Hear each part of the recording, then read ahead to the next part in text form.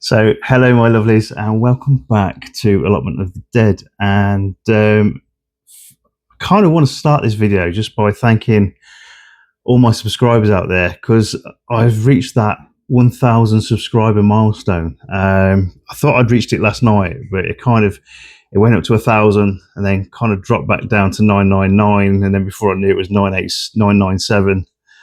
I thought, okay, I'll wait a bit longer, and probably about halfway through this morning, it kind of clicked over again to 1,000. So thank you so much, everybody out there, for sticking with me, and hopefully you're getting something out of this as much as I am. I absolutely love kind of putting what I'm doing out on camera, so you guys can kind of see some of the strange, weird, and wonderful things that I'm growing. But yeah, 1,000.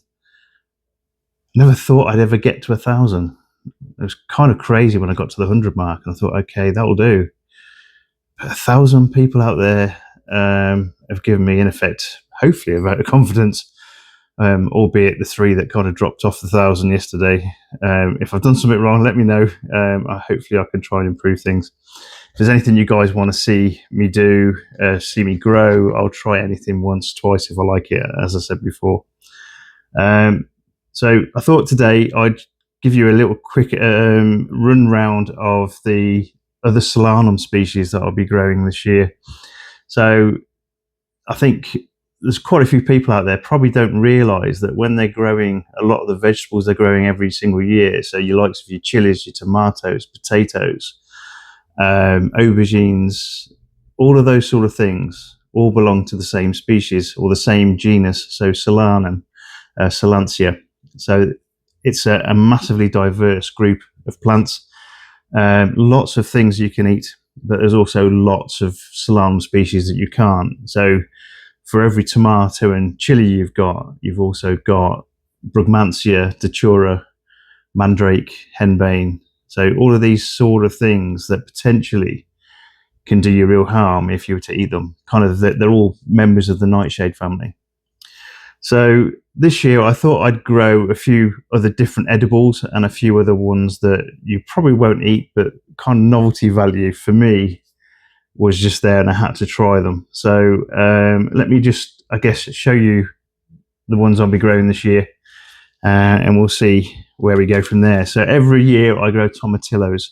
So a tomatillo is a little bit like a tomato, but it's got like a husk around it. So what I didn't realise is when I grew Shoofly this year, again, another Solanum species, it's Phylosoides, Nicodoides or something like that. They call it Shoofly because it's supposed to keep the flies away from everything else that you're planting. It doesn't really work. I've tried it last year. The flowers are gorgeous. They also call it the apple of Peru. Absolutely gorgeous flowers on it. Kind of larger flowers than you'd expect of a Solanum species, but really, really nice. But tomatillos every year I grow those, so they have that husk around them, so they look a little bit like a Cape gooseberry or a salis, I think that you'd get from the shops. But I've got about maybe 4 or 5 different kinds of tomatillo this year, and again I'll put them in pots this year. They seem to prefer it. They don't also self-seed everywhere as well. The thing about Solanum species, if you're not careful, is that they do drop a lot of fruit and a lot of seeds, and potentially you can end up with plants where you don't want them. So I'll put some pictures up in the corner of the video today as to what these things look like. So I've got pineapple tomatillo from 2 different companies. I've got a purple tomatillo. I've got a Plaza Latina giant tomatillo, which is quite a really large tomatillo. It's kind of a bigger, it's like a small orange, I suppose, size-wise. And then I'm going to try and look for the other kind of oblong-shaped, I think it's Queen of Malinka, I think it was called, or something like that. So I'll try and find that one as well. All of these will be grown in these nice little Super 7 green trays. I've given all of these a really good water, and majority of these are going to be surface sown. A lot of this the Solanum species, they're not really bothered about having a lot of soil over the top of them to germinate. In fact, some of them actually prefer having that little bit of light to actually germinate. So again, this year I've got a Tamarillo that I'm hoping is going to be overwintered. I'll come to that probably in the late spring when I uncover it, and hopefully it's still going to be alive, but we'll see. But I'll plant some more Tamarillo this year as well. Again, they call that the tree tomato. Again, I'll put a picture up in the corner. It's supposed to be really quite tasty. We've got the Naranjilla. So again, that one is something that they grow a lot in Mexico for the juice. It's supposed to be quite flavoursome. Didn't really get any fruit off it last year. Got lots of plants, and they all seem to get to that frost period. Again, I think I probably started everything a little bit too late. So I'll be basically waiting a little bit. I'll be basically starting them off earlier, and then hopefully we'll get those plants down to the plot quite early. Another new one this year will be this Solanum Muricatum. So this one is also called the melon pear. Again, supposed to taste like a watermelon, a really quite tasty, fresh tasting watermelon. Not something I've grown before. I think sometimes these are grown as Pepino melons or something like that. But hopefully we can get some fruit off that this year as well. Again, something completely different. I can't remember whether this one actually grows as a vine or whether it's, I think it's actually, it may need staking. So I think it might almost be a vine. So we'll see how that goes. Looking at that, it looks like it's grown on some sort of vine. The other plants I'm definitely going to be growing again this year are our poisonous ones. So we've got the Datura Golden Flames. We've got this Datura Inoxia. So this is the one that they sell in a lot of places as the moonflower. Again, gorgeous looking plants. They smell really, really nice. It's almost like a mixture of peanut butter and vanilla. If you can imagine one of these in a 30-degree polytunnel, they do get quite intense. So last year I had some of these growing in the polytunnel. 30 degrees, you walk in and you get hit with a wave of this really fragrant perfume. But the other thing about this particular plant is that these flowers are also potentially hallucinogenic. So that blast of perfume that you get is potentially something that can, I wouldn't say knock you out, but it can definitely give you a little bit of a high. I found, I think, that day, the entire allotment as being probably the best place in the world that day. So those are the things I'm growing in that respect. The other plant, again, this is another toxic plant.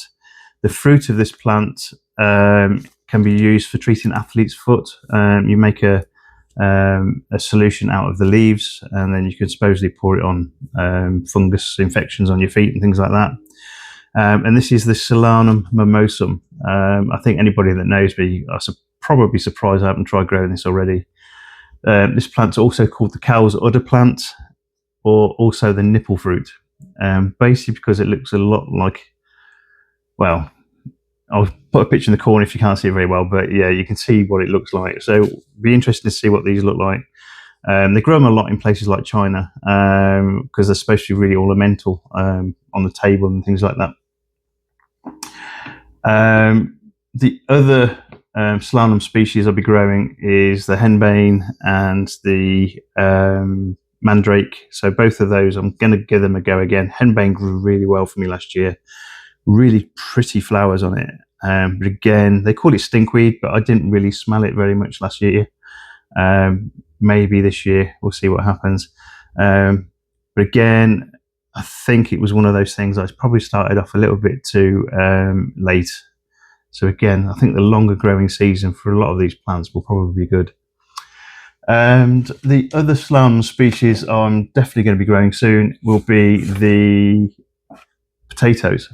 So I've already bought probably about 4 bags of seed potatoes. There's been a bit of a shortage of seed potatoes this year in some respects, because I think there's been a lot of floods around, a lot of drought, a lot of water, standing water everywhere, and some of the fields, some of the potatoes and things have ended up rotting in the ground. So this year it's been quite difficult to get hold of some particular varieties of potato. One of my favourites, Pink Fir, I've not had a chance of even seeing any availability at all for it. So I'm still looking for that one, but I will find some eventually. The other thing I haven't tried is growing potatoes from seed. So this year, Robin from Robin Gardens over the pond in America has sent me some seeds. I think there's a few of us in terms of YouTubers trying this year. So we've got potato seeds. So Solanum species will generally set a fruit. So it doesn't matter what they are, they will set a fruit. So a tomato, the fruit will be a tomato. Your potato, we generally will eat the tubers underneath the ground. But I think you guys will have probably seen above the ground, potentially you can see little green fruit growing off the plant, and those are called potato berries. Now, these are really, really poisonous. They contain solanine, which is, again, one of these horrible alkaloid glycosides, which can do you quite a bit of damage. They can give you all sorts of gastrointestinal issues. They can give you anything from convulsions and hallucinations, but they can also, in really rare instances, cause death. So it's the reason why you don't eat green potatoes, because you've got that buildup of solanine. It's a really good sign that that's basically what's happened. But those particular berries actually contain seeds. So those seeds, again, they're poisonous. So it's not something that you want to probably handle a lot without gloves and things like that. But there is a good chance that if you grow those seeds that they will turn into potato. But the problem with Solanum species, and this goes for every Solanum species there is out there, there is a certain amount of promiscuity in the plants, in that they're not really bothered in what they actually fertilize. So you'll get chilies, if you've got chilies growing next to each other, you'll get them crossbreeding with each other.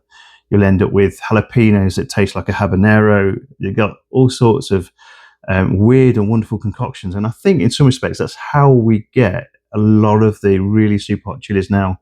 They've been bred to be like that by crossbreeding two particular other varieties together, sometimes three varieties together, to get something with maybe even a depth of flavor, a certain flavor, but also incredible amounts of heat. Like, as I say, Matthew Arthur in America's, he's put together probably some of the best tasting, but probably the super hottest chilies in the world at the moment. But because of that promiscuity, we don't generally grow potatoes from seeds. At least we don't in the UK. It's something we don't really do that, because you're not really guaranteed as to what the particular potato is going to look like under the ground when you finally, in effect, get a tuber from it.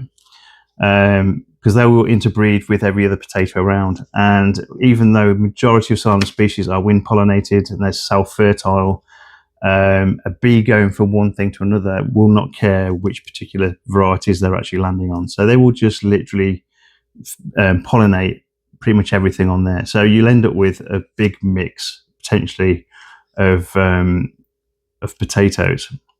So this particular one that Robin has sent, so thanks again, Robin, really appreciated sending this over to me. I know Danny from Grow Up channel is going to try these as well. So this is potato Clancy. So I think even from the thing on the packet, it kind of just hints at the fact that this might not be a completely true variety of potato, and that it gives the smooth skins come in a mix of shades from yellow to rose gold to red, and the interior is pale yellow to white. So potentially there is going to be probably a mix of potatoes that have actually led to what this particular potato is. Now, this is probably the closest to a true variety of potato I'm going to grow from seed, because I think if we were to try the same in the UK by collecting the berries and things, we wouldn't have a chance in hell. So it's going to be really interesting to see how these turn out. But yeah, it's potato Clancy, so we'll definitely give these a go. Right. The other thing that Robin has sent me with these is is her favourite dill, so we'll give those a go as well. I haven't grown a lot of dill in the past, so we'll give that a go this year. Right, so as I say, most of these particular seeds will be surface sown on the green trays here, with a spread of vermiculite over the top, which will basically hopefully won't blot out all of the light, and it will give these guys a fighting chance of growing. Some things like the Mandrake and the Henbane, they do like that little bit of cold stratification. So the kind of thing you'd expect, they would drop. They're usually found in the country. The seeds would usually drop to the floor. They would go over winter, and then come the spring, they would find their own feet and grow from there. So I'm going to try and do something similar with that. Now I could put the seeds into the fridge for 24 hours, 48 hours, or whatever, sow them, and then probably take them down to the plot. But what I'm going to do is just sow these again, surface sow them. The Henbane did really well with that last year, albeit they took quite a bit of a long time to actually germinate, because I left them down the plot and I just kind of forgot about them until I realised there were some little seedlings coming up. So that's what I'll be doing again this year. But yeah, it's a really interesting group of plants, Solanums. If you've got any other ones that you think that I might like, I've had a really good look at what kind of varieties of Solanum are out there, and I think I've probably got most of them. But if there's anything at all that you want me to grow, leave a suggestion in the comments, if you will. I'll definitely give it a look. I've got a variety of different things to grow, so it'll be really interesting. Right, so that's kind of what I'll be doing now. So I'm going to be basically sowing these, getting them all up on the Super 7s, and then hopefully, yeah, come the spring, we'll start getting some nice plants to go out and into pots. I think most of these, especially the weirder variety of Solanums, will be put into pots so that they don't go spreading around. Right, so that's my video for today. It's my 1,000 subscriber video, so thank you again. Really appreciate it for all of your support. So it's really, really nice. And we'll see you on the next video. So all the best, guys. Take care. Bye-bye.